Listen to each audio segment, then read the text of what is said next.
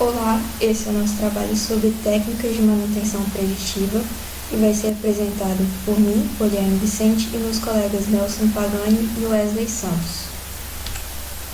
Bom, a gente vai fazer uma breve introdução sobre o trabalho, depois a gente vai passar pelo item danificado, seguindo pela técnica utilizada e finalizando com os dados e a metodologia da análise e a melhoria ou ação que foi executada no item danificado.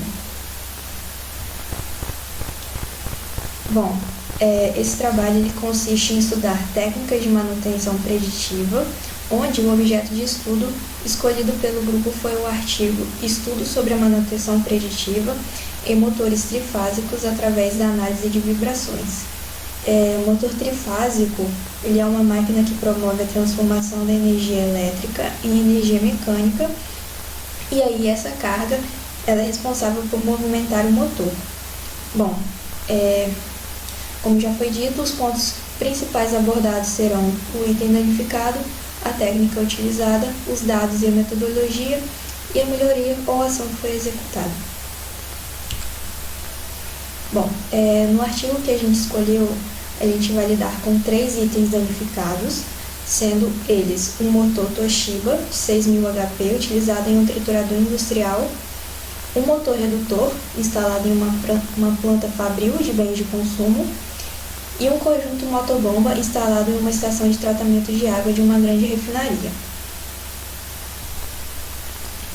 Bom, a técnica que foi utilizada no trabalho para poder dar manutenção nos itens danificados foi a aplicação da análise de vibrações, que consiste em interpretar e compreender a assinatura do espectro de vibração dos equipamentos rotativos, como, por exemplo, desalinhamento, defeito nos rolamentos, folgas nos componentes, e aí ela vai fazer uma diferenciação desses equipamentos, do que ocorreu, através da análise das vibrações. E aí no slide a seguir, a gente vai ver alguns itens que foram levados em consideração na hora de aplicar o tipo da análise das vibrações. Bom, o primeiro item foi obter a assinatura de vibração com o espectro completo, e aí a gente vai obter essa assinatura em pelo menos 3 eixos, nas 2 extremidades do motor e no equipamento acoplado a ele.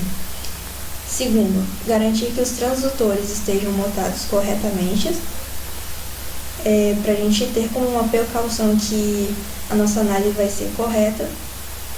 Terceiro, as medidas devem ser realizadas na parte exposta das máquinas, em pontos de fácil acesso, seguindo por colocar os transdutores em uma direção angular, sendo essa direção qualquer direção que a gente escolher.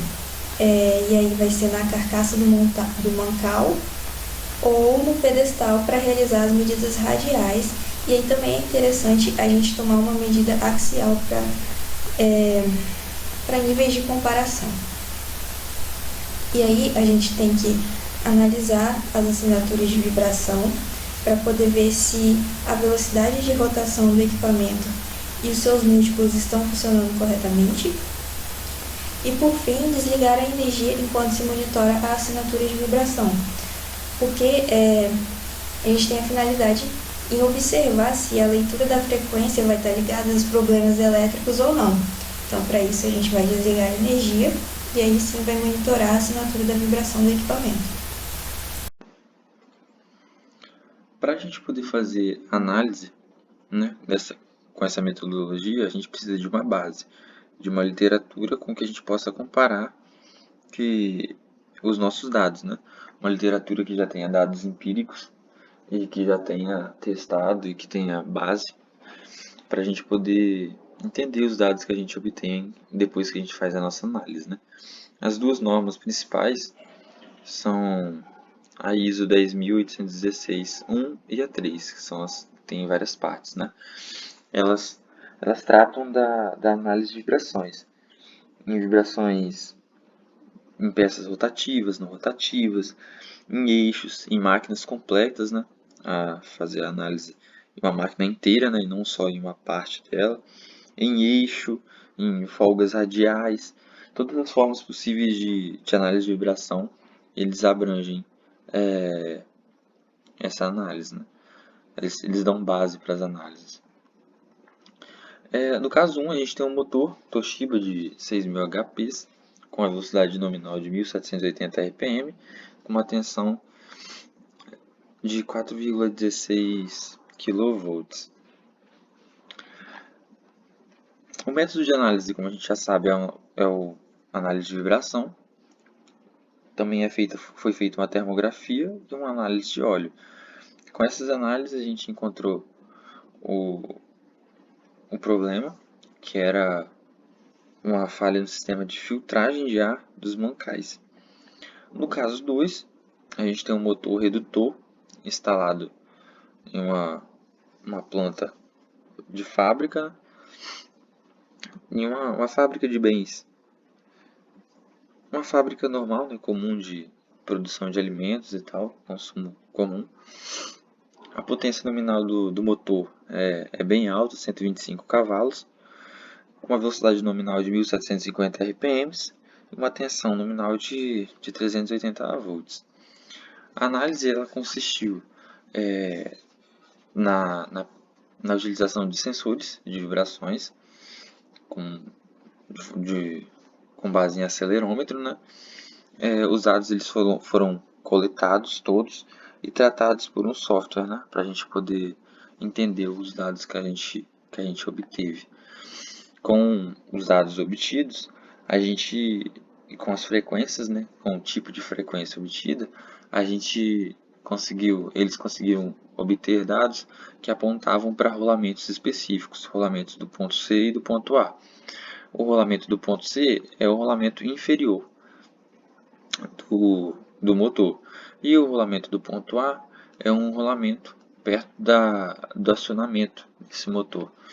Aí a gente conseguiu fazer a análise desse problema, né? Bom, e agora chegamos no caso 3, que é um conjunto motobomba instalado em uma ETA, que é a sigla para a Estação de Tratamento de Água, de uma grande refinaria. E nós temos como dados desse conjunto a potência nominal do motor, 2.550 cavalos, a velocidade nominal do motor, 711 RPM, e a tensão nominal, de 3,2 kV. E com esses dados em mãos, nós vamos para os métodos de análise, que se deu através de sensores de vibrações, que são da linha ASH, com amplificador programável, conectados a um coletor de dados MOVPEC. Então, após realizar essas coletas de dados, eles foram tratados por um software de gerenciamento de vibrações coletadas Diva DIAG 2.10. E após a análise, foi detectado que o equipamento apresenta níveis de vibração com maiores esforços no mancal LA, que seria o lado de acoplamento do motor, e LA da bomba, com níveis de aproximadamente 4,7 mm por segundo e 1,9 mm por segundo, respectivamente.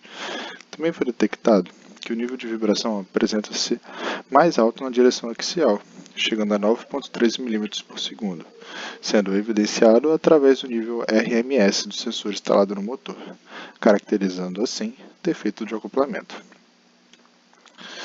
E após apresentar os 6 casos, chegamos às melhorias e ações tomadas pelos responsáveis.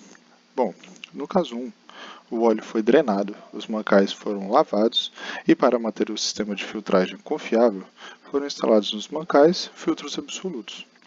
Posteriormente, o motor foi retirado de operação devido a uma irregularidade nos enrolamentos e constatou-se o defeito encontrado anteriormente na análise de vibrações.